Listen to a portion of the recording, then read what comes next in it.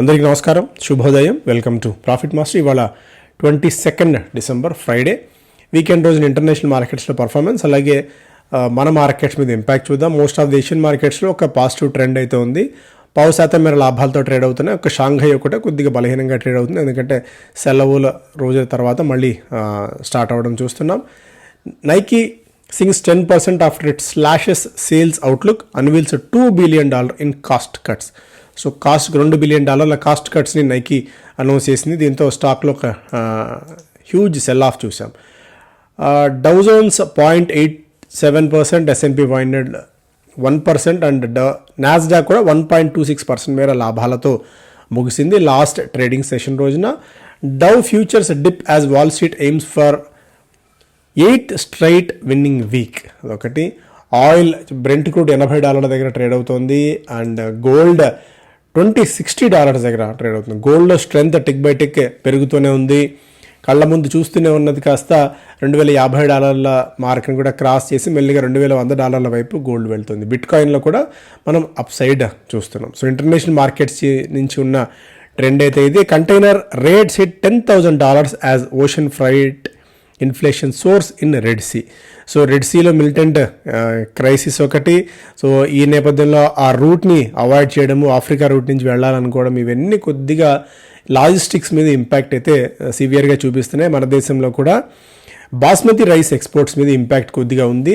అయితే ఈ పేరు చెప్పుకొని ఆ బాస్మతి రేట్లని మన వాళ్ళు పెంచే ప్రయత్నం అయితే చేస్తారు కానీ, బట్ ఓవరాల్గా అయితే దీని ఇంపాక్ట్ ఒక 15 నుంచి 20% మేర కాస్ట్ ఎస్కలేట్ అవ్వడానికి కారణమవుతుంది. ఎందుకంటే మనం ఎక్స్పోర్ట్ చేస్తున్నాము, ఇక్కడి నుంచి వేరే దేశానికి ఎక్స్పోర్ట్ చేస్తున్నప్పుడు ఆ రెడ్ సీని అవాయిడ్ చేసి వెళ్ళాల్సి వస్తే ఆఫ్రికా నుంచి రూట్ తీసుకోవాల్సి ఉంటుంది. కాబట్టి ఒక 15 నుంచి 20% మేర ధరలు పెరుగుతాయని చెప్పి భావిస్తున్నారు. అందువల్ల మేబీ కొద్దిగా ఈ బాస్మతి రైస్ ఎక్స్పోర్ట్ కంపెనీస్ మీద ఇంపాక్ట్ చూపించే అవకాశం అయితే ఉంది.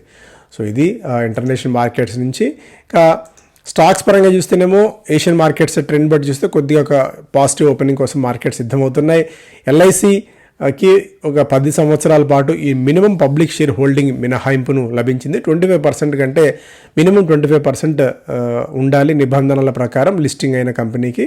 అయితే దాని నుంచి మినహాయింపు వస్తూ 10 సంవత్సరాల పాటు ఎల్ఐసికి డిపార్ట్మెంట్ ఆఫ్ ఎకనామిక్ అఫైర్స్ ఒక గ్రాంట్ ఇచ్చింది. జిఎంఆర్ ఎయిర్పోర్ట్స్లో ఎన్ఐఐఎఫ్ ఇన్ఫ్రాస్ట్రక్చర్ ఫండ్ 675 కోట్ల రూపాయల మేర ఇన్వెస్ట్ చేయాలని చెప్పి నిర్ణయించింది. ఇన్వెస్ట్ చేయబోతోంది ఆంధ్రప్రదేశ్లోని భోగాపురం ఎయిర్పోర్ట్లో. Lupin life, the consumer health care business of Lupin, announced the launch of Softovac liquifibre. ఈ 100% ఆయుర్వేదిక్ లిక్విడ్ లాక్సేటివ్ ఒక బ్రాండ్ని, ఒక సాఫ్టోవాక్ని వాళ్ళు లిస్ట్ చేశారు. సో దీనివల్ల అద్భుతాలు లుపిన్లో జరుగుతాయని కాదు కానీ జస్ట్ ఒక news. Maruti Suzuki NCLAT adjourned the CCI matter and listed. Okay. Brigade Enterprises leased office space to Sidwin Core India Tech. 10 సంవత్సరాల agreement.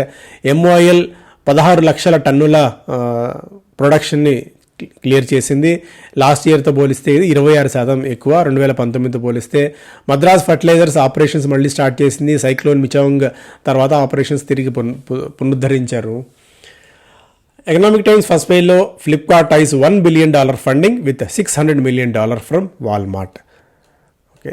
SEBI probing Burmans Religare offer. ఇక్కడ ఈ బర్మన్స్ రెలిగేర్ ఆఫర్ మీద మరొకసారి ఒక దృష్టి సారించబోతోంది సెబీ. సో దీంతో అసలు వాళ్ళు ఇచ్చిన డీటెయిల్స్ కానీ, సీక్వెన్స్ ఆఫ్ ఈవెంట్స్ని, ఓపెన్ ఆఫర్ని అన్నీ ఒకసారి సమీక్షించాలని చెప్పి సెబీ నిర్ణయం తీసుకునే తరుణంలో ఈ డాబర్ అలాగే రెలిగేర్ రెండింటి మీద ఇంపాక్ట్ కొద్ది గొప్ప ఉండబోతోంది. ఓకే. సో ఫస్ట్ పేజ్లో ఇది.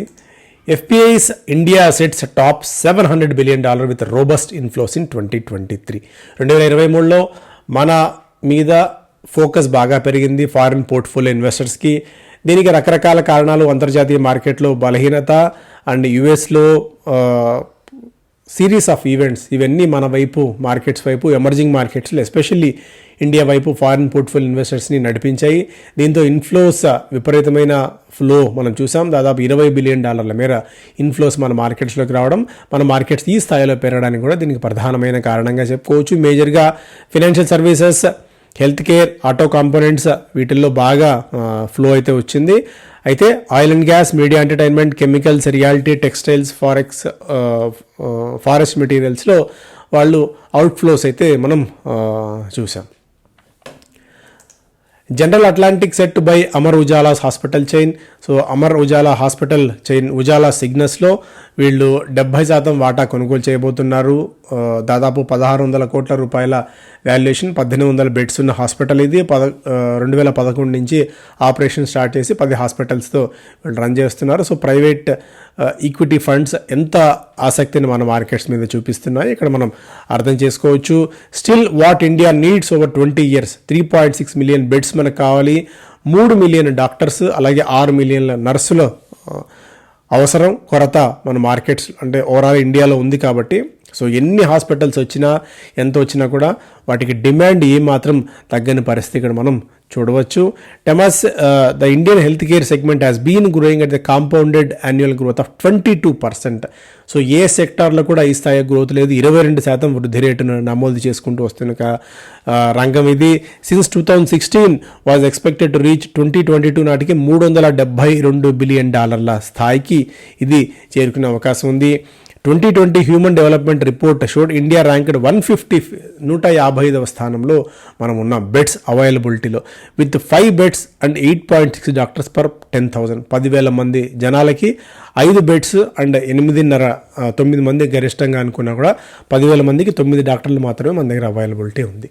సో ఇంకా ఎంత స్కోప్ ఉందో మనం అర్థం చేసుకోవచ్చు. అందుకే శేషు గారు పదే హాస్పిటల్ సెగ్మెంట్ గురించి, హెల్త్ కేర్ సెగ్మెంట్ గురించి, వాటి గురించి పదే చెప్తూ వస్తున్నారు. అందుకే ఈ హాస్పిటల్ ప్రాజెక్ట్ని కూడా వాళ్ళు అనౌన్స్ చేశారు. And revival in IT stocks likely to continue in new year. కొత్త ఏడాదిలో కూడా ఐటీ స్టాక్స్లో రివైవల్ ఉండే అవకాశాలు ఉన్నాయి. ఎందుకంటే ఈ ఫెడ్ వడ్డీ రేట్లు తగ్గిస్తుందని చెప్పడం అనేది ఐటీ కంపెనీస్కి కొద్దిగా పాజిటివ్ న్యూస్గా ఇక్కడ చెప్పుకోవచ్చు. స్టిల్ ఇప్పటికే స్టాక్స్ అయితే బాగా పెరిగాయి. నిఫ్టీ ఐటీ దాదాపు 22% మేర వృద్ధిని నమోదు చేసింది. ఇయర్ టు డేట్ ప్రకారం చూసినా కూడా కొన్ని స్టాక్స్ లైక్ కోఫోర్జ్ కానీ, ఎంఫోసిస్, పెర్సిస్టెంట్ లాంటివి దాదాపు 60 నుంచి 80% మేర పెరిగినప్పటికీ కూడా కొద్ది గొప్ప పొటెన్షియల్ అయితే ఉంది. అయితే ఇక వన్స్ ఈ వడ్డీ రేట్లు తగ్గింపు ప్రక్రియ మొదలైన తర్వాత మిడ్ అండ్ స్మాల్ క్యాప్ స్టాక్స్తో పోలిస్తే లార్జ్ క్యాప్ స్టాక్స్లో మొమెంటం ఎక్కువ ఉండే అవకాశం ఉంది. Sovereign funds moving early into next gold rush. So ఇక్కడ సావరిన్ వెల్త్ ఫండ్స్ బాగా ఇన్వెస్ట్ చేసి సొమ్ము చేసుకుని లాభపడిన వాటిలో ఈడబ్ల్యూఎస్ ఈఎంఎస్ అనేది ఒక మేజర్ సెగ్మెంట్. ఇది ఎలక్ట్రానిక్స్ అండ్ మ్యానుఫ్యాక్చరింగ్ సర్వీసెస్. ఇందులో కేన్స్ టెక్నాలజీ బాగా సక్సెస్ అయింది. అట్ ది సేమ్ టైం డబ్బులు ఇన్వెస్ట్ చేసిన స్వీడన్ ప్రభుత్వానికి కూడా మంచి డబ్బులు అయితే దాదాపు 4 రెట్ల లాభాలు అయితే ఇక్కడ రావడం చూస్తున్నాం. వీటితో పాటు ఎస్జిఎస్ సిర్మా ఒకటి, and Kaynes technologies, JSW infra, RR Kabel, వీటిల్లో మామార్త్, వీటిలో డబ్బులు బాగా సొమ్ము బాగా చేసుకున్నాయి ఫార్ సావరిన్ ఫండ్స్.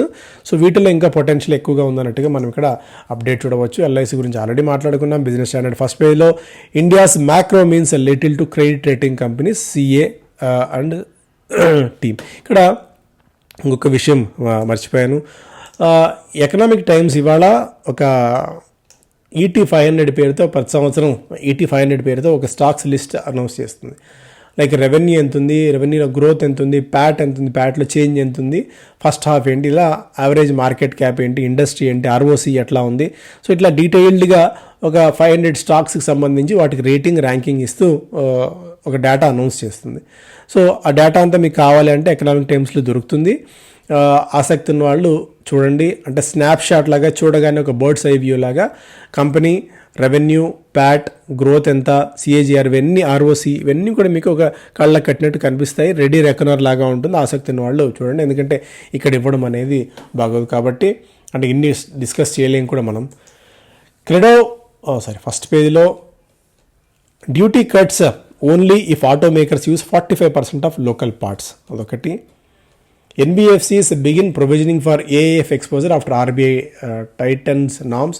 మేజర్గా పిరమల్ మీద ఎఫెక్ట్ ఎక్కువగా పడింది. దీనివల్ల క్రెడో బ్రాండ్స్ 52 రెట్లు సబ్స్క్రైబ్ అయింది. వాళ్ళు 550 కోట్లు సబ్స్క్రైబ్ చేయాలని చూస్తే అంటే 550 crores ఆఫ్ ఆఫర్గా వచ్చారు. 550 crores into 52 times అంటే ఎంత డబ్బు బ్లాక్ అయిపోయిందో, ఎంతగా జనాలు వీటి మీద ఆసక్తి చూపిస్తారో అర్థం చేసుకోవచ్చు. హ్యాపీ ఫోర్జింగ్స్ 82 రెట్లు సబ్స్క్రైబ్ అయింది. 6 dead as Covid cases nears 2,700 in India. So ఇక్కడ కోవిడ్ కేసుల సంఖ్య పెరుగుతోంది. సీజన్ కూడా వింటర్ సీజన్ ఇప్పుడు హైదరాబాద్లో దాదాపు 13-14 డిగ్రీల టెంపరేచర్ ఉంది.